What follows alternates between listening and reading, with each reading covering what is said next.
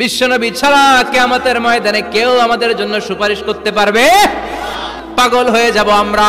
সূর্যটা মাথার কাছে, ক্ষুধায় তৃষ্ণায় জিহ্বাটা কুকুরের মতো বের হয়ে ঝুলতে থাকবে, মাথার মগজগুলো গলে গলে নাকের ছিদ্র দিয়ে কানের ছিদ্র দিয়ে বেয়ে বেয়ে পড়তে থাকবে।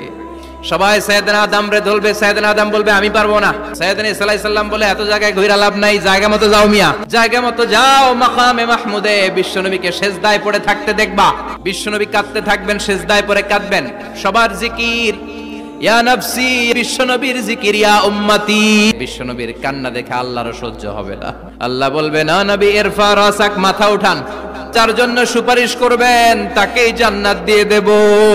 বিশ্বনবী বলেন সব নবীর দুনিয়াতে একটা স্পেশাল দোয়া ছিল, সব নবীর ওই দোয়াটা দুনিয়াতেই করেছেন। বিশ্বনবী বলেন আমি আমার দোয়াটা কিয়ামতের দিন ওই দিন করে আমি তোমাদের সুপারিশ করে জান্নাতে পাঠায়া দেব।